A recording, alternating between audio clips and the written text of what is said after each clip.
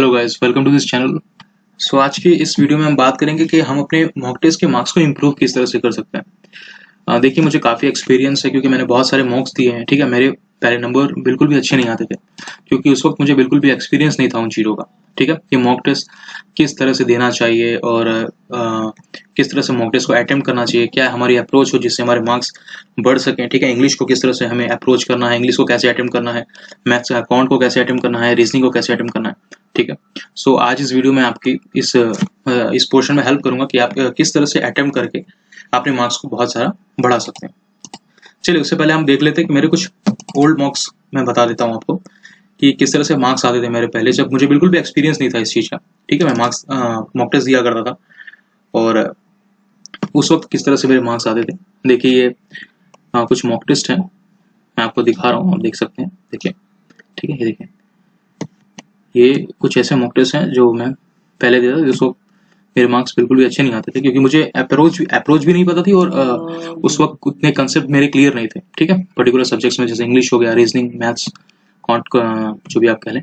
ठीक है, सो ये कुछ मेरे ओल्ड मॉक्स है जिससे आप अंदाजा लगा सकते हैं कि मुझे काफ़ी एक्सपीरियंस है और मैं आपको बेहतर बता सकता हूँ कि आप किस तरह से इसे अच्छा कर सकते हैं।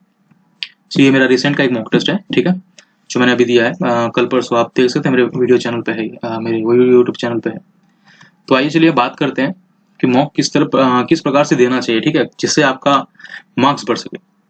उसके लिए चलिए हम एक मॉक टेस्ट लेते हैं। मान लीजिए ये IBPS PO prelims full test 10 है। ठीक है, अभी हमको देना है। अब मैं किस तरह से मॉक टेस्ट देता हूँ मैं अभी बताने जा रहा हूँ, आप उसे समझिए और इसी तरह से आपको मॉक टेस्ट अटेम्प्ट करना है। आप एक बार आप जो अप्रोच लगाते थे उस अप्रोच से करिए और मैं जो अब अप्रोच बताने जा रहा हूँ आपको, ठीक है, आप उस अप्रोच से कीजिएगा। देखिए किसमें आपको ज्यादा सहायता मिलती है। लेकिन इससे पहले मैं आपसे कुछ बातें करना चाहूंगा। वो ये है कि आपका सारा का सारा कंसेप्ट कंप्लीट है या नहीं है। आपको सबसे पहला काम यही करना चाहिए कि आपको एक मॉक टेस्ट देके देखना चाहिए कि आपके कितने मार्क्स आ रहे हैं। जब आप बिल्कुल भी प्रिपेयर्ड नहीं है या फिर आप अगर 50% प्रिपेयर्ड हैं या फिर जितने भी जिस लेवल पे हैं, आप किस लेवल पे हैं, आपको एक मॉक टेस्ट देख के उसका एक स्क्रीनशॉट रख लेना चाहिए और फिर अलग अलग अप्रोचेस लगा के, जिस तरह से मैंने ट्राई किया कि क्या ये अप्रोच काम कर रहा है, इस तरह से होना चाहिए, तो कौन सी अप्रोच आपके लिए बेस्ट है। ठीक है, हर पर्सन जो है, देखिए, पांचों उंगलियां बराबर नहीं होती, इसी तरह से हर पर्सन की अप्रोच अलग अलग होती है उसके माइंडसेट के अकॉर्डिंग। ठीक है, वो कितना जो है एक्सपीरियंस्ड है या फिर कितना उस चीज में पहले से वो आ चुका है, उस इन चीजों पे भी डिपेंड करता है। आप अगर बिल्कुल बिगिनर हैं तो आप ये बिल्कुल देख सकते हैं। ठीक है, और आप अगर एक लेवल पे पहुंच चुके हैं और मार्क्स आपके अच्छे नहीं आ रहे तो आप इसे बिल्कुल फॉलो कर सकते हैं। अब मैं आपको, देखिए, ये स्टार्ट करके बताऊंगा कि आपको इंग्लिश किस तरह से अटेम्प्ट करना है और कौन कौन सी गलतियां हैं जो मेनली आप लोग या फिर जो मैं पहले किया करता था, जिससे आप सीख सकते हैं। ठीक है, आप मेरी गलतियों से सीख कर अपना समय बचा सकते हैं। चलिए हम स्टार्ट करते हैं। मान लीजिए मैंने ये स्टार्ट किया। ठीक है, IBPS PO prelim full test 10 मैंने स्टार्ट किया। ठीक है, ओके, देखिए, ये मैं अटेम्प्ट नहीं, मैं बस आपको बताऊंगा किस तरह से। ठीक है, मैं लाइव सॉल्व नहीं कर रहा हूँ। देखिए, सबसे पहले हमारे सामने मान लीजिए इंग्लिश में कॉम्प्रिहेंशन आया RC का। अब कुछ बच्चे होंगे या फिर जो मैं पहले क्या किया करता था, जैसे मैंने ये किया, मैंने क्या किया, मैं आगे देखा नहीं, मैंने क्या किया, मैंने यहाँ पे डायरेक्ट स्टार्ट कर दिया RC को पढ़ना। We should never confuse education with training और the tools that educator use, वगैरह वगैरह। मैंने डायरेक्ट चालू कर दिया। मैंने ये नहीं देखा कि आगे किस तरह के क्वेश्चंस आए हुए हैं, क्या मुझे RC को पहले अप्रोच करना चाहिए या फिर जो इजी क्वेश्चंस हैं वो मैं कर लूँ। तो सबसे पहले गलती मेरी यही थी। देखिए, अब यहाँ पे क्या करना है, जैसे ही आपके सामने कॉम्प्रिहेंशन आया, आप 2 मिनट रुकिए, कॉम्प्रिहेंशन के 4-5 लाइन मन में पढ़िए। देखिए, आपको ये कॉम्प्रिहेंशन क्या इजीली समझ में आ रहा है। अगर आपको ऐसा लग रहा है कि आपके 4-5 लाइन पढ़ने से बिल्कुल इजीली समझ में आ रहा है और इसे आप ग्रैब कर पा रहे हैं, तो आप डायरेक्ट यहीं से स्टार्ट कीजिए। बट ऐसे स्टार्ट नहीं करना है, आपको पहले क्वेश्चंस पे जाना है। ठीक है, लेकिन उससे पहले जो जो सही तरीका है वो ये है कि आप पहले कुछ मत स्टार्ट कीजिए। सबसे पहले आप जाइए, इस तरह से आप सारे क्वेश्चंस को देखिए कि हाँ कौन कौन से क्वेश्चंस हैं। सो यहाँ पे ये क्वेश्चंस आए हुए हैं। ठीक है, ये एरर वाले क्वेश्चन आ गए, मतलब मान लीजिए ग्रामर के सबसे कौन सा सबसे परफेक्ट है वो आ गया। ठीक है, ये क्वेश्चंस आ गए। फिर आप आगे जाइए, देखिए, अच्छा ये देखिए इंप्रूवमेंट वाले क्वेश्चंस आ गए। ऐसे कर करके आप देखिए, अब मान लीजिए इस तरह के क्वेश्चंस जो हैं कि she often played truant and wrote her own sick notes. ठीक है, अब इस तरह से अगर आप इन सारे क्वेश्चंस में अगर आप जो हैं, आपको ऐसा लगता है कि आप इन सब क्वेश्चंस को इन क्वेश्चंस के मुकाबले फर्स्ट सेकंड थर्ड वगैरह कॉम्प्रिहेंशन के क्वेश्चन के मुकाबले इन्हें फास्ट कर सकते हैं, तो आप सबसे पहले क्या कीजिए, इन्हें अटेम्प्ट कीजिए। ठीक है, और आप आगे जाइए, जैसे ये क्वेश्चन आ गए, अब ये मोस्टली सबके लिए इजी होता है, ठीक है, ये हमें जो है इसमें किस तरह से जो है वर्ड स्वैपिंग करनी है, ये ज्यादातर लोगों के लिए इजी होता है। अब मेनली बच्चे गलती क्या करते हैं, मान लीजिए मैंने अब 1 पे ही मैं रह गया होता, आगे मैं गया नहीं होता, मैं यहीं पे रह गया होता, और मान लीजिए कॉम्प्रिहेंशन हार्ड आ जाता, अब मैं सारा टाइम जो है इसी को पढ़ने में या फिर क्वेश्चन ढूंढने में, फिर आंसर ढूंढने में, इसका सब कुछ करने में ही सारा समय बिता देता, और बाद में मुझे पता चलता जब मेरे पास टाइम नहीं था कि यहाँ पे वर्ड स्वैपिंग भी था। और बाद में देखिए होता क्या है, जब आप एक शांत दिमाग में, जब आपके पास टाइम है, यहाँ पे 17-57 टाइम चल रहा है, आपके पास काफी टाइम है, ऐसे टाइम पे जो वर्ड स्वैपिंग और इन सब क्वेश्चंस पे जो आपकी अप्रोच रही है, जिसमें आप बहुत ही जो है कंफर्टेबल फील करते हैं, इन क्वेश्चंस में अगर आपके पास समय है तो आप इजीली इसे, बहुत ज्यादा चांसेस हैं कि आप इसकी एक्यूरेसी बिल्कुल परफेक्ट रहेगी, आपकी एक्यूरेसी इन क्वेश्चंस में बिल्कुल परफेक्ट रहेगी, रादर देन कि जब आप बिल्कुल एकदम जो है पैनिक सिचुएशन में होंगे, जब आप आगे अपना समय बर्बाद कर चुके होंगे और तब आप इन क्वेश्चंस को कर रहे होंगे। ये क्वेश्चन ईजी तब भी होगा, बट वहां क्योंकि आपके माइंड में एक पैनिक सिचुएशन चल रहा होगा, आप इन ईजी क्वेश्चंस को भी गलत कर लेंगे और वहां पे भी मार्क्स कट जाएंगे, जो कि पहले मैं करता था, ऐसी गलती हो जाती थी, ठीक है। अब देखिए, अब आगे गए, आपने देखा ये क्वेश्चंस हैं, आपने ये सारे क्वेश्चंस अटेम्प्ट कर लिए जल्दी जल्दी, फिर ये क्वेश्चंस भी इजी आते हैं, जबड़ क्वेश्चन कुछ हार्ड होते हैं, बट ये क्वेश्चंस काफी इजी होते हैं, ये एसएससी टाइप आ जाता है, ये छोटे छोटे क्वेश्चन है, तो इसे भी आप इजीली अटेम्प्ट कर देंगे। देखिए यहाँ से 5 ये, ठीक है, 21 से 25 और ये 26 से 30, 10 मार्क्स आपने यहाँ पे गेन कर लिया टोटली, ठीक है। अब इसके बाद अब इन 10 मार्क्स के बाद अगर आपको ऐसा लगता है, क्योंकि ये 10 मार्क्स इजी थे, 21 से 25 और 26 से 30, ये मुझे ऐसा लगता है कि आप सबके लिए भी बहुत इजी लगते होंगे, क्योंकि मुझे बहुत इजी लगता है ये 10 मार्क्स मुझे पक्के करने के बाद सबसे पहले अब मैं जाऊंगा कॉम्प्रिहेंशन पे, या फिर बीच में कुछ भी ऐसा आया था कि जो मुझे लग रहा था कि बहुत इजी, जैसे ये मुझे बहुत इजी लगते हैं ये इंप्रूवमेंट वाले, तो मैं पहले इन्हें अटेम्प्ट कर लेता हूँ। मेनली बहुत लोगों को कॉम्प्रिहेंशन जो है अच्छा लगता है, कभी कभी हार्ड होता है तो उससे टाइम लग जाता है, या फिर उसका भी एक अप्रोच है, मैं बताऊंगा आपको। मान लीजिए आप 1 पे गए, अब इसमें आपको करना क्या है, आपको सबसे पहले देखना है क्या, सबसे पहले आपको खाली 4 लाइन पढ़नी है। मान लीजिए आपने पढ़ लिया, we should never confuse education with training और the tools that educator use, education is no more a computer और an online class then it is a chalkboard, those are simply tools. Additionally, previous few new and relevant findings have been added into our learning process. आपने 4-5 line पढ़ी, आपको लग रहा है ये तो easily है, मुझे इजीली समझ में आ रहा है, तुरंत आपको क्या करना है, क्वेश्चन जाना है। आपने देखा इसमें से कौन सी ट्रू होने चाहिए, चलिए आगे कीजिए। तो आपने देखा कि इसमें पैसेज का थीम पूछा हुआ है, आपने देखा कौन सा यहाँ पे प्रॉब्लम है जो चीटिंग की वजह से यहाँ पे कर्ज हो रहा है, प्रॉब्लम कर्ज ड्यू टू चीटिंग, ठीक है, आपने ये देख लिया। आपने ऐसे पर्सनलाइज का जो है सिनोनिम आपको देखना है, फिर इंसेंटिव का क्या मतलब है, ये वो आपने सारे क्वेश्चन 1 गो में देख लिए, ठीक है। अब आप आइए पैसेज पे, अब क्या करेंगे, आप पैसेज पढ़ना चालू करेंगे, और जैसे ही आप पैसेज पढ़ना चालू करेंगे, मान लीजिए सबसे पहला क्वेश्चन जो था कि पूरा पैसेज पढ़ने के बाद थीम और ये छोड़ दीजिए, मान लीजिए सबसे पहले आपका ये था कि चीटिंग की वजह से कौन कौन से प्रॉब्लम्स जो है कर्ज हो रहे थे, ठीक है। तो जब आप यहाँ पे लाइन से पढ़ रहे होंगे तो आप कहीं ना कहीं यहाँ पे पढ़ते कहीं ना कहीं चीटिंग दिखाई देगा, ठीक है, तो कुछ चीटिंग के बारे में बात कर रहा होगा वो। तो जैसे वो चीटिंग के बारे में बात कर रहा होगा, आपका दिमाग तुरंत उड़ेगा कि तीसरा वो क्वेश्चन था, या फिर आपको क्वेश्चन के नंबर याद नहीं होगा, फिर भी ये याद होगा कहीं ना कहीं वो क्वेश्चन था कि मैंने चीटिंग के बारे में कोई ना कोई प्रॉब्लम्स की बात हो रही है और ये मैंने कहीं ना कहीं पढ़ा है। तो आप तुरंत जाएंगे और यहाँ पे क्या करेंगे, इसे अटेम्प्ट करेंगे, ठीक है। अब देखिए इससे होता क्या है, अब मान लीजिए आपने क्या किया, क्वेश्चंस नहीं पढ़े और सारा का सारा जो है पैसेज, कुछ लोगों की देखिए जो रीडिंग रिटेंशन जो गेन करने की जो स्किल है और जो उनका माइंडसेट मतलब थोड़ा कमजोर होता है, वो ज्यादातर गेन करके नहीं रह सकता। आपने पूरा पैसेज तो पढ़ लिया, बाद में आप भूल गए कि मैंने जो है क्या पढ़ा था, या फिर आपने क्या किया, आपने पढ़ा what are the problems due to cheating, then आप यहाँ पे प्रॉब्लम्स ढूंढेंगे, देन चीटिंग ढूंढेंगे, आपने क्या किया, डबल टाइम खराब किया। इससे बेटर ये है कि आप सारे क्वेश्चंस को 1 गो में चाहिए, ठीक है। मैं आपको आगे एक लाइव जो है करके दिखाऊंगा कुछ टाइम बाद, जो है एकदम लाइव क्विज सॉल्व करके दिखाऊंगा किस तरह से मैं करता हूँ, ठीक है। मैं अभी समझा रहा हूँ, सो इस वक्त मैं इसे सॉल्व नहीं करूंगा। सो आप डायरेक्ट जाएंगे और तुरंत के तुरंत क्या करेंगे, उसे वहीं पे अटेम्प्ट कर लेंगे। फिर आप रास्ते में मिटिगेटिंग पढ़ रहे हैं, आपको वैसे ही दिख रहा है कि ये क्वेश्चन, अगर आपको मिटिगेटिंग का मीनिंग नहीं पता तो आप क्या करेंगे, 2 लाइन पढ़ के भी आप उसका मीनिंग जो है क्या कर निकाल सकते हैं, ठीक है, इस तरह से। अब देखिए पहले आपने 21 से 25 अटेम्प्ट कर लिया, फिर 26 से 30 अटेम्प्ट कर लिया, इस तरह से 10 मार्क्स आपने यहाँ पे पक्के कर लिए। और फिर आप पैसेज पे आए, और पैसेज इजीली, अगर आपकी बहुत ही ज्यादा अच्छा रीडिंग स्किल बहुत ही अच्छी है, इंग्लिश में बहुत ही अच्छी रीडिंग, देखिए इसमें क्या था, पहले देखिए मेरे मार्क्स आप देख रहे होंगे बहुत कम आ रहे थे।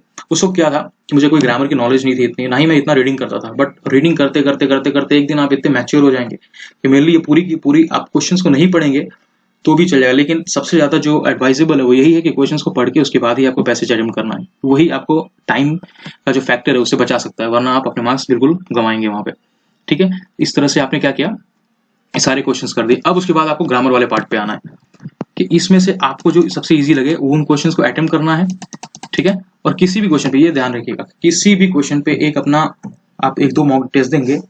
आप जब 1-2 मॉक टेस्ट देंगे तो उसके बाद आपको ये पता चल जाएगा कि आप किस क्वेश्चंस पे ज्यादा टाइम लगाते हैं। अब जैसे आपको ये पता चला, आप एक डायरी में नोट कीजिए कि ये ऐसे क्वेश्चंस है जिसमें मैं ज्यादा टाइम लगाता हूँ, और उसे एक पर्टिकुलर टाइम दीजिए कि भाई 30 सेकंड का टाइम है या फिर 45 सेकंड, इससे ज्यादा अगर मुझे लगा तो इस क्वेश्चन को मैं स्किप कर दूंगा। ये छोटी छोटी चीजें आपको बहुत ज्यादा बचा देंगे, क्योंकि कभी कभी ऐसा होता है कि हम क्वेश्चन करने लगते हैं और टाइम इस तरह से भागता है हमें पता नहीं चलता, ठीक है। तो चलिए, मैं शायद आपको बेहतर समझा पाया होगा। अभी ये नए हैं तो शायद कुछ प्रॉब्लम हो रही है, लेकिन आगे मैं सब कुछ परफेक्ट कर दूंगा, ठीक है, धीरे धीरे। तो ये तो बात हो गई इंग्लिश की, कि इंग्लिश में आप किस तरह से अटेम्प्ट करेंगे, या फिर मैं किस तरह से अटेम्प्ट करता हूँ, मैंने आपको बताया। ये काफी हद तक आपको हेल्प कर सकता है, ठीक है। अब चलिए इसके बाद हम क्वांटिटी, अच्छा इससे पहले सबमिट करना पड़ेगा, चलिए मैं इसे सबमिट कर देता हूँ। इसके बाद आपको मान लीजिए क्वांटिटी एप्टीट्यूड पाना है, ठीक है।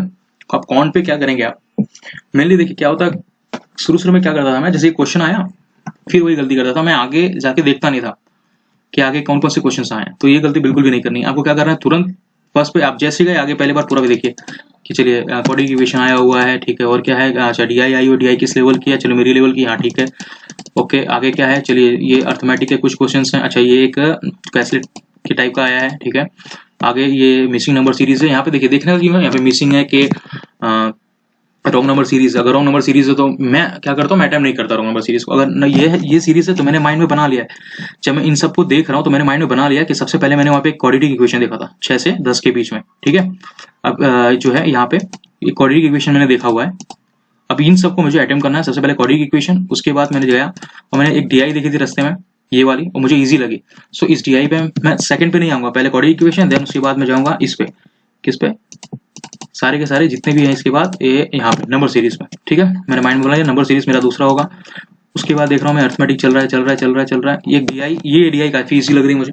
सो इसको मैं थर्ड रखूंगा, ठीक है, इसको थर्ड रखूंगा। और फोर्थ वहां पे जो ये वाली डीआई थी मेरी, इसको मैं फोर्थ अप्रोच में रखूंगा। जब ये सब मेरे कंप्लीट हो जाएंगे, मुझे लगेगा कि हाँ अब मैंने कर लिया है, अब मेरे पास टाइम बचा है, तब मैं 1 से जो अर्थमेटिक है वो भी ऐसे क्वेश्चंस जो मैं हमेशा 1 गो में करता हूँ। मुझे अगर ऐसा लगा कि इसको मैंने पढ़ रहा हूँ, मेरे को ऐसा लगा कि मुझे शायद टाइम लग सकता है, तो मैं तुरंत इसे छोड़ूंगा, आगे जाऊंगा, हाँ ये तुरंत हो जाएगा, तुरंत इसे करूंगा।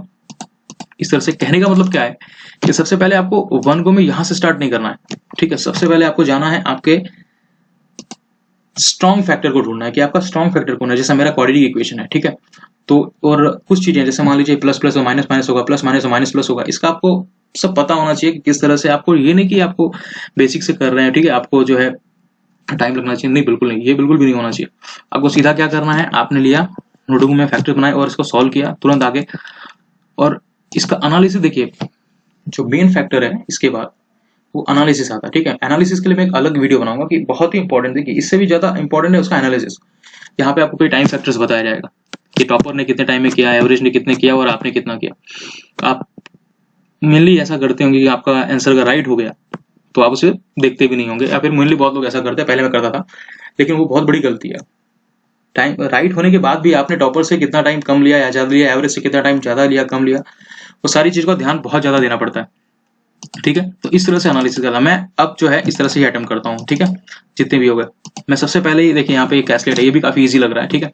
तो अरिथमेटिक पे जाने से पहले जितनी ज्यादा से मार्क्स, जितना ज्यादा हो सके सारे मार्क्स में quadratic equation, number series, DI, caselet DI, इन सबसे ले लेना चाहूंगा। बहुत लोगों को कैसलेट डीआई में प्रॉब्लम होती है, तो आप डायरेक्ट जो है अरिथमेटिक पे जा सकते हैं, जो 1 गो में होने वाले क्वेश्चन है एकदम छोटे छोटे इसमें, ठीक है। इस तरह से लास्ट में मेरे कहने का मतलब क्या है, आपको प्रायोरिटी सेट कर देनी है कि आपका स्ट्रॉन्ग पॉइंट कौन सा है, किसमें आपकी एक्यूरेसी एकदम परफेक्ट है। जिसमें एक्यूरेसी परफेक्ट है, जिसमें टाइम कम लग रहा है, जो आपका स्ट्रॉन्ग फैक्टर है, उसको सबसे पहले आपको अटेम्प्ट करना है, बाद में बाकी किसी को नहीं, ठीक है। सबसे लास्ट में आपको अरिथमेटिक पे जाना है।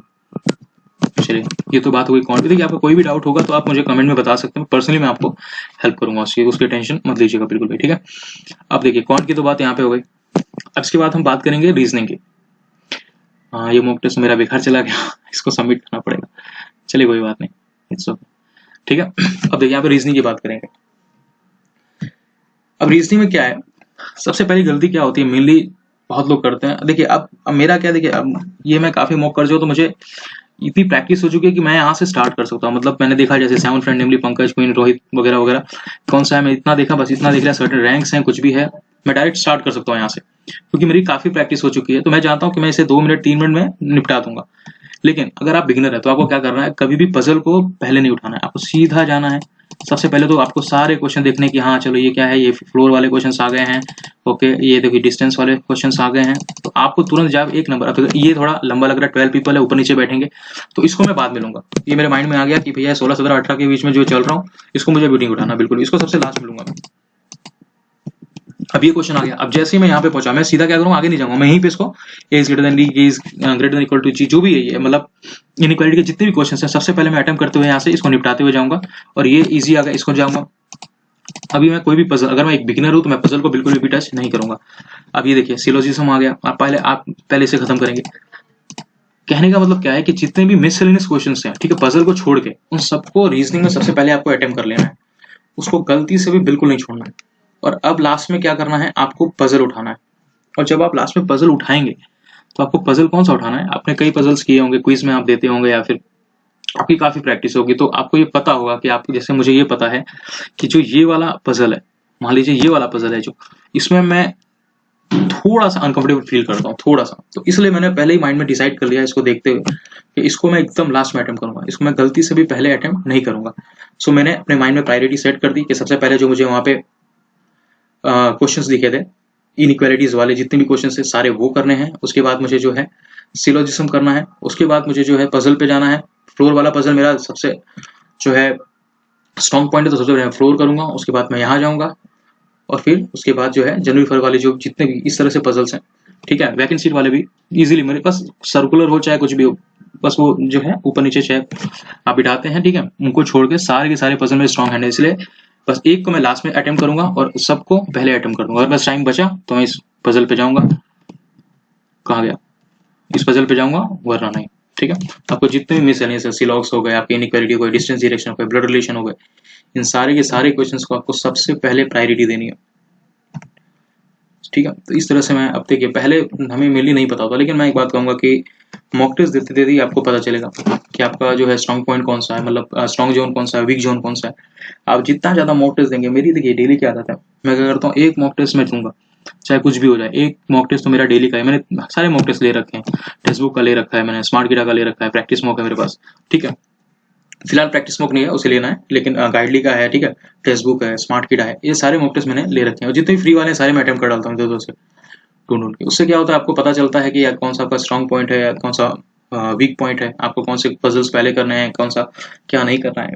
या फिर आप जो है एक्सपेरिमेंट भी कर सकते हैं कि एक दिन मैं पहले पजल करके देखता हूँ मैं किस जो है लेवल पे जा रहा है, क्या स्कोर आ रहे हैं, और एक दिन मैं मिसलेनियस से पहले स्टार्ट करता हूँ, ठीक है। अगर आप बिगिनर हैं तो आपके लिए यही सलाह है कि पहले आप मिसलेनियस से स्टार्ट कीजिए, उसके बाद ही जो है आप पजल वगैरह पे जाइए, ठीक है। पहले मिसलेनियस मतलब इनइक्वालिटी हो गए, सिलॉक्स हो गए, आपके ब्लड रिलेशन हो गया, जो है डिस्टेंस डायरेक्शन हो गया, ठीक है, और अल्फाबेटिकल न्यूमेरिक सीरीज हो गई, इन सब क्वेश्चंस को। तो इस तरह से अगर आप मेरा मानना है कि इस तरह से अगर आप अटेम्प्ट करते हैं मॉक टेस्ट को, तो आपके मार्क्स जो है बेटर आएंगे, ठीक है।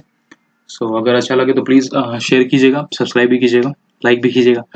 Thank you so much. इसके बाद मैं आपको बताऊंगा, इसके बाद की वीडियोस में आपको बताऊंगा कि पर्टिकुलर लाइफ में सॉल्व करके दिखाऊंगा कि मैं किस तरह से जो है कॉम्प्रिहेंशन वगैरह को जो है टैकल करता हूँ, ठीक है। Thank you so much.